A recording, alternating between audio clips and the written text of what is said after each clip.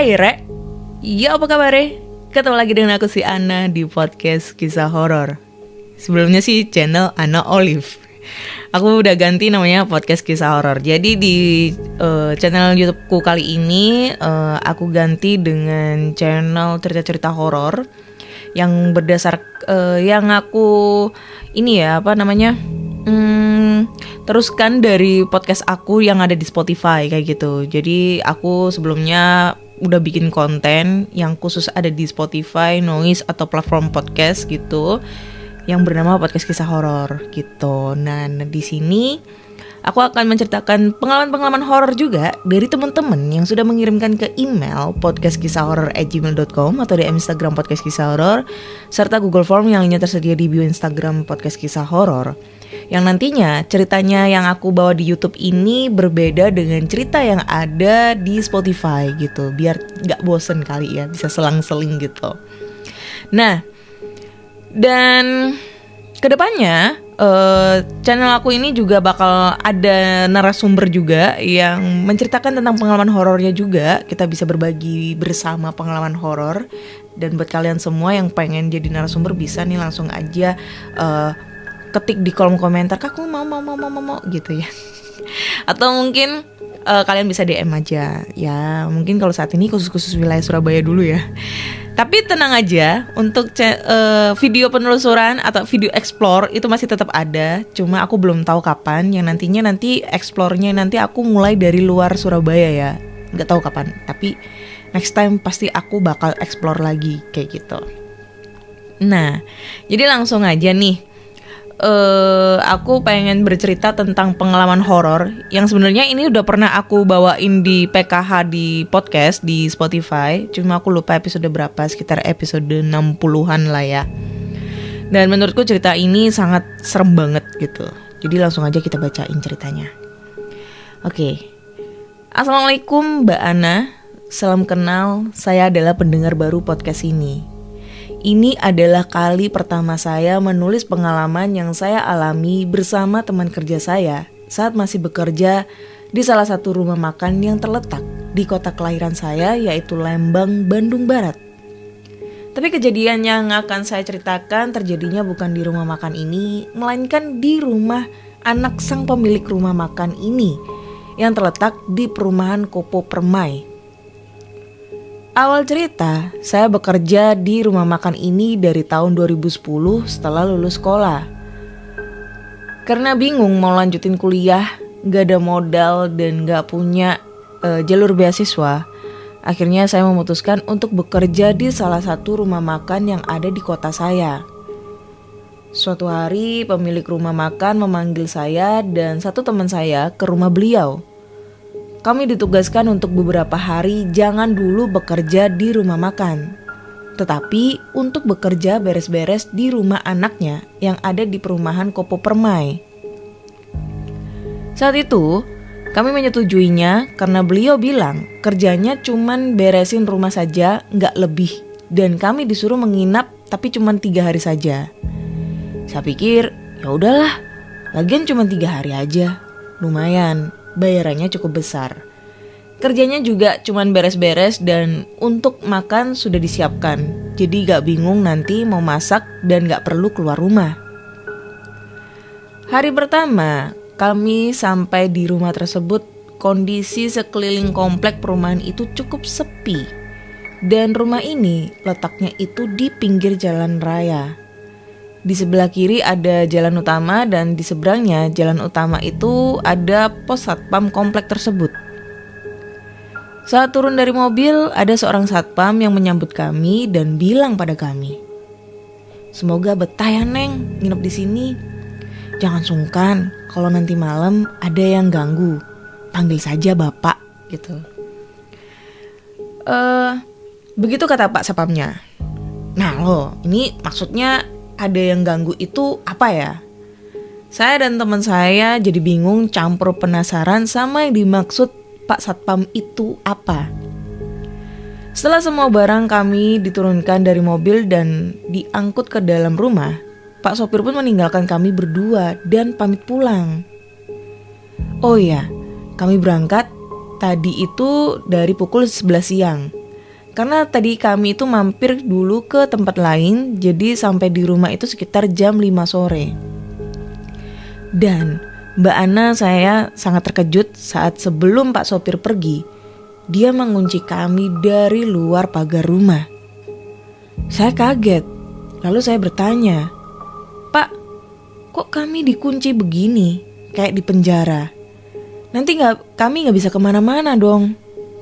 Terus Pak sopir bilang, "Ya maaf, ini disuruh sama si non X," gitu katanya.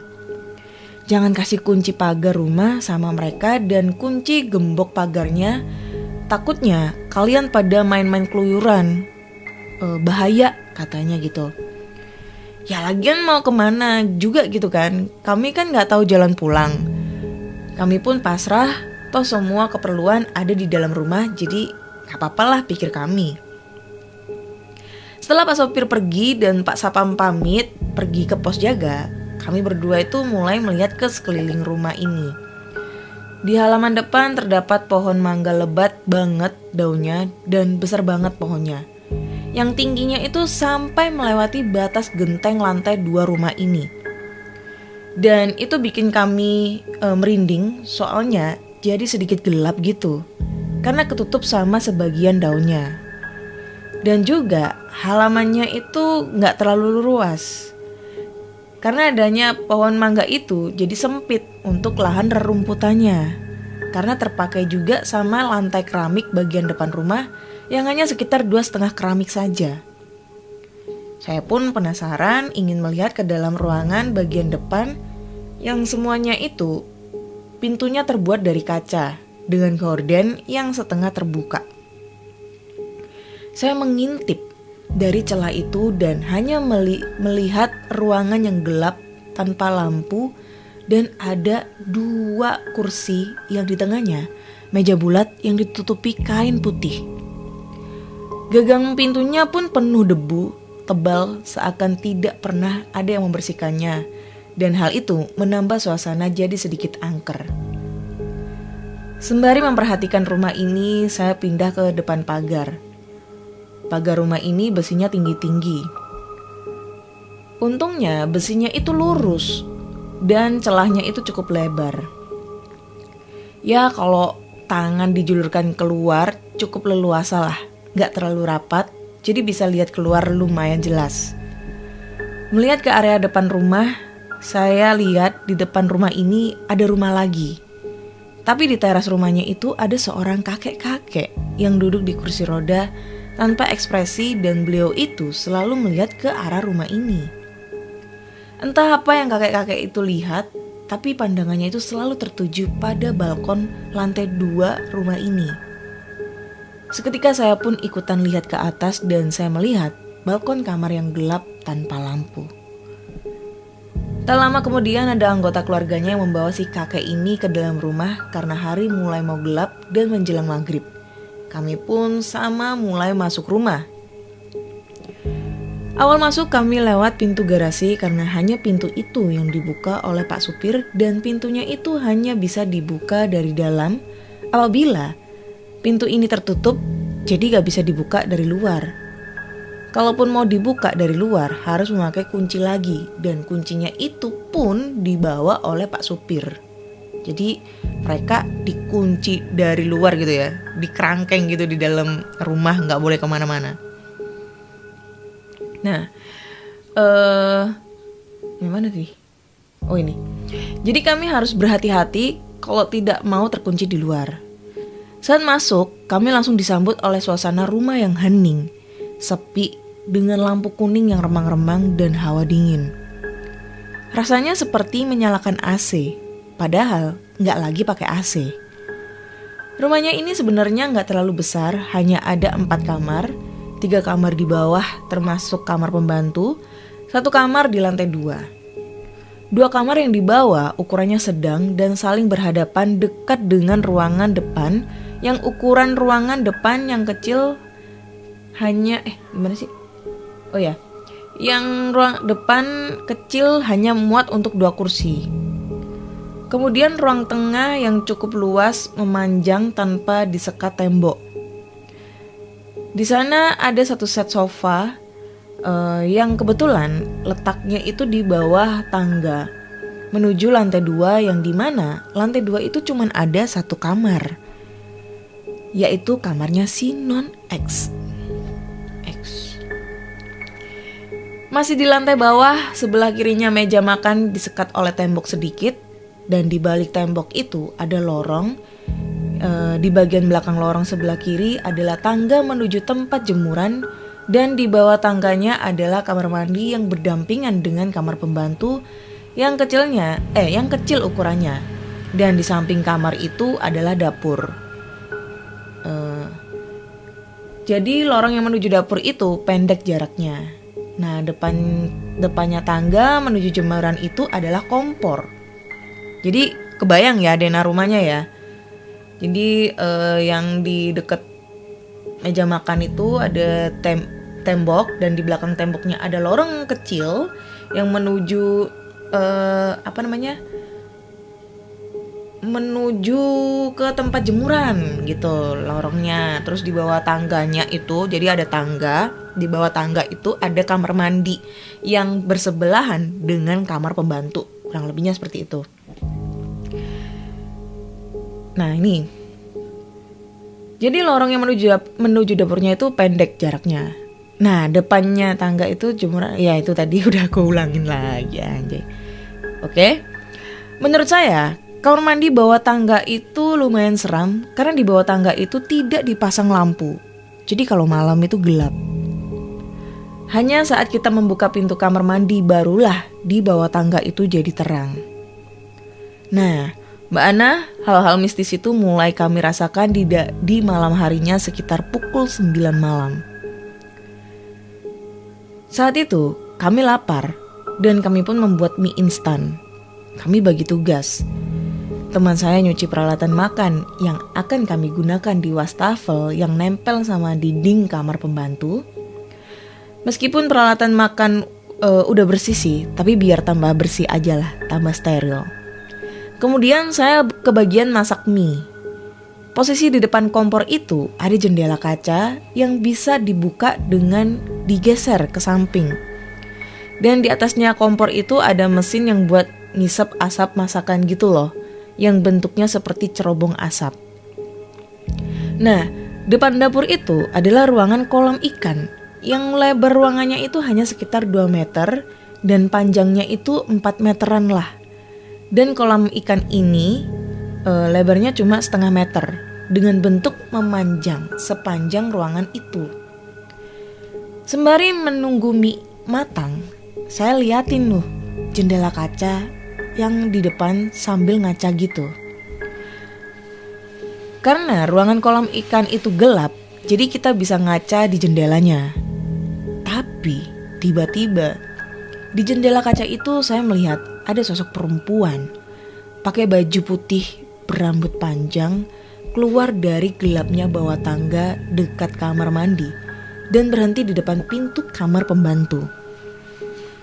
Saya pun kaget. Secepat mungkin saya langsung noleh ke belakang gitu. Dan tapi saya tidak melihat sosok itu. Kemudian saya pun melihat lagi ke depan jendela. Nah, sosok ini masih ada.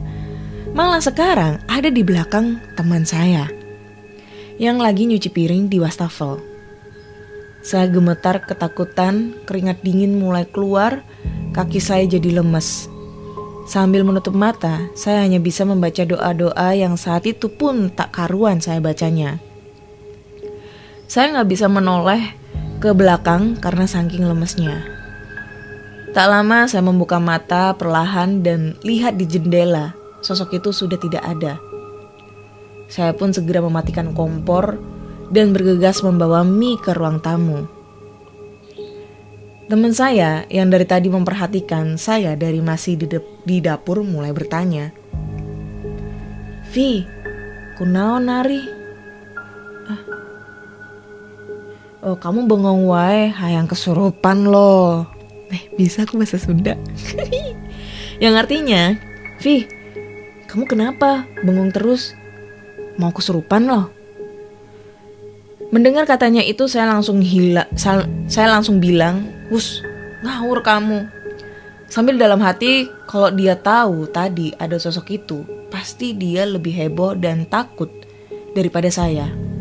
Makanya saya pun tidak cerita apa-apa sama dia. Setelah pukul 11, kami pun mulai tidur. Karena kami tidak diizinkan untuk tidur di kamar pembantu, jadi kami memilih tidur di ruang tengah depan TV, samping sofa. Saat kami tengah terlelap, saya mulai terbangun karena saya pikir itu teman saya yang mungkin sedang pipis.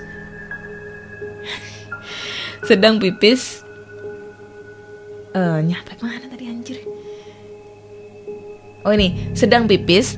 Tapi saat saya mengubah posisi tidur dan menoleh ke sebelah kiri, saya lihat teman saya itu lagi tidur pulas.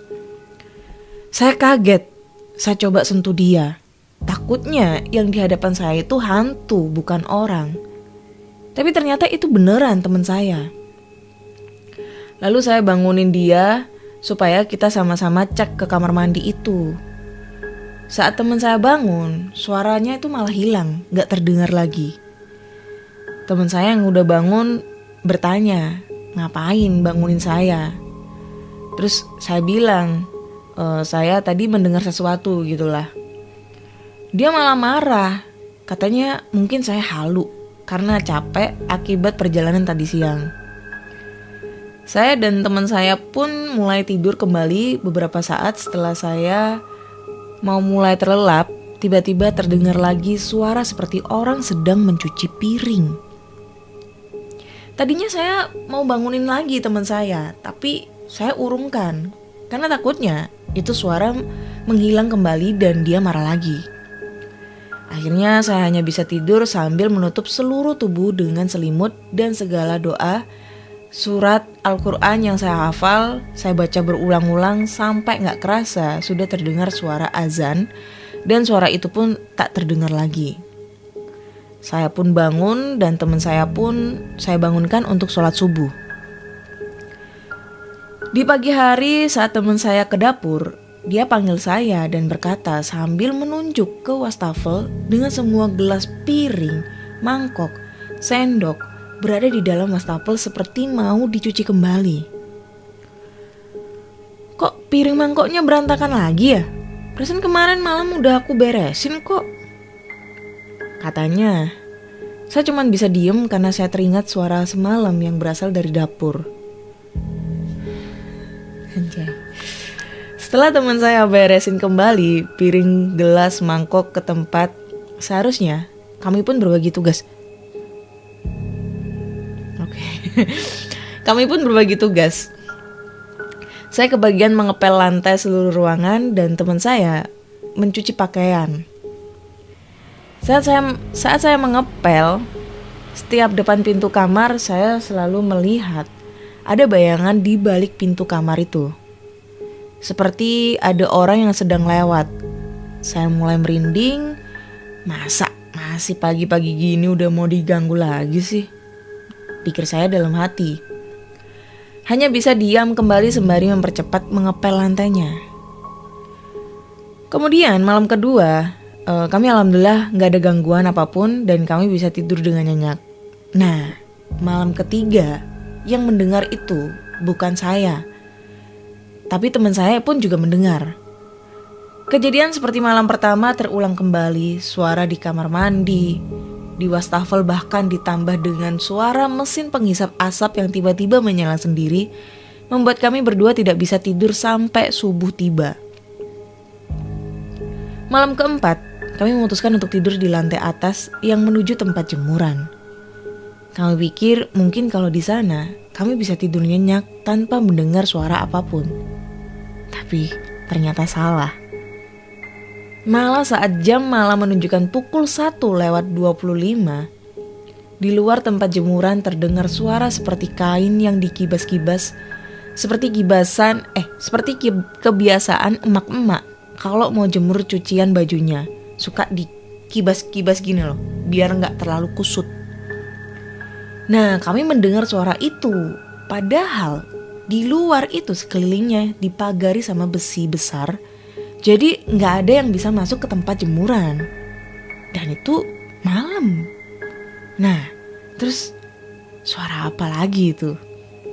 Belum lagi di bawah terdengar suara seperti kursi yang diseret dan menghasilkan suara berdecit yang ngilu kalau didengar. Terus suara seperti orang yang lagi nyapu. Saat itu ramai banget dan kami hanya bisa menangis dan menelpon orang rumah pengen cepat pulang, tapi gak bisa apa-apa karena gak tahu jalan menuju tempat ini.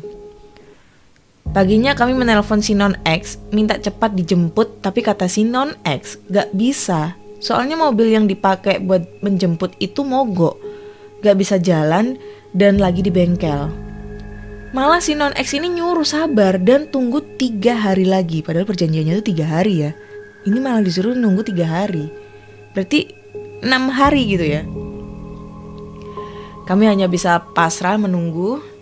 Dan 2 malam kemudian adalah malam terseram buat saya dan teman saya, di mana gangguan itu sudah bukan lagi berupa suara atau penampakan, tapi sudah bisa menyakiti kami. Dimulai saat sebelum maghrib, kami bergantian berwudu. Yang pertama berwudu adalah saya, kemudian teman saya.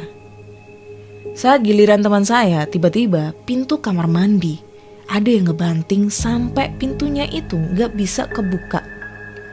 Seketika teman saya dan saya pun menjerit kaget sambil berusaha membuka pintu. Dan akhirnya gak lama pintu pun bisa terbuka. Setelah sedikit tenang, kami pun mulai sholat maghrib.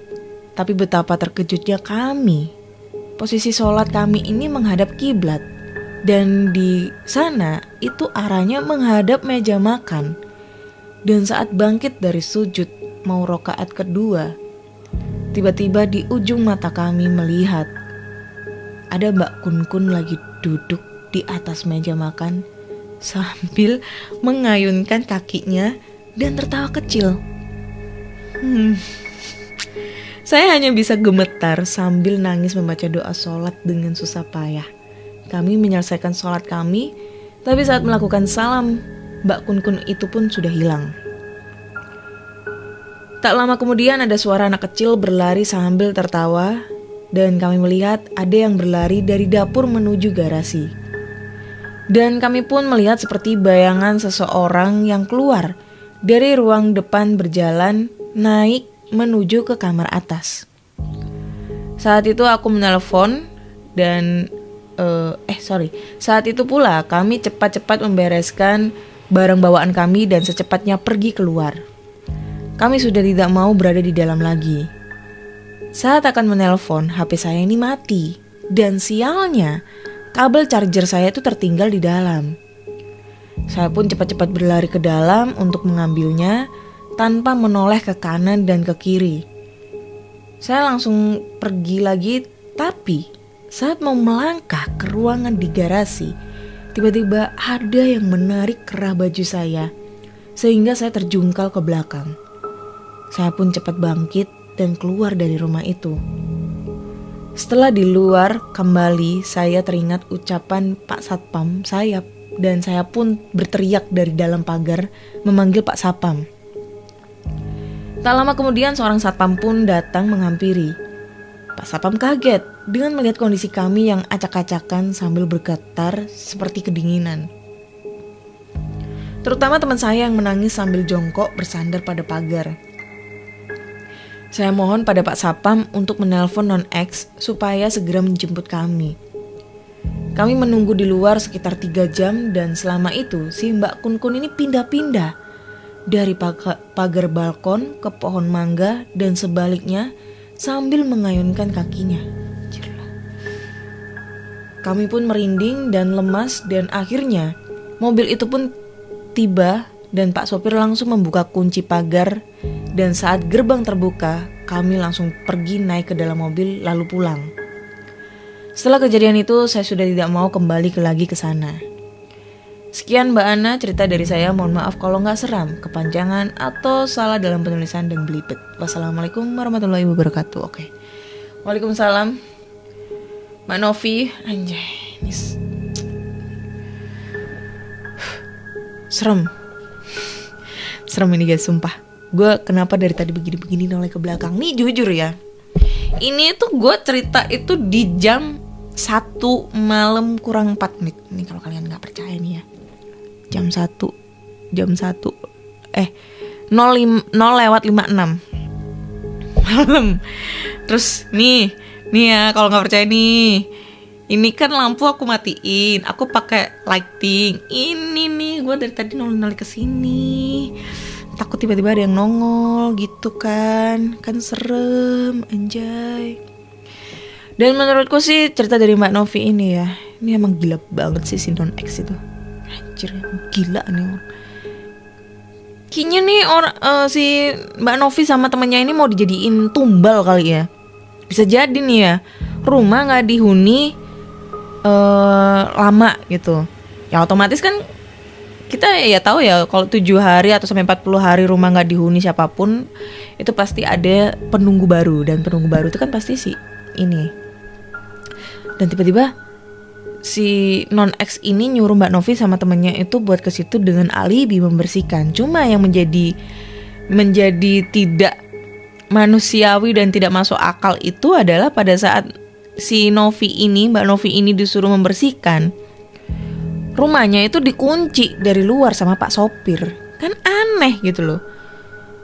Ya maksudnya pasti ada sesuatu hal gitu loh, sehingga si Pak Sopir ini nyuruh si Non X ini nyuruh Pak Sopirnya buat ngunciin Mbak Novi dari luar gitu loh. Ya mungkin dalam logikanya mungkin dikunci dari luar supaya dia nggak pergi kemana-mana, terus fokus dalam bekerja karena dikasih waktu 3 hari. Tapi ini kan nggak masuk akal banget gitu loh.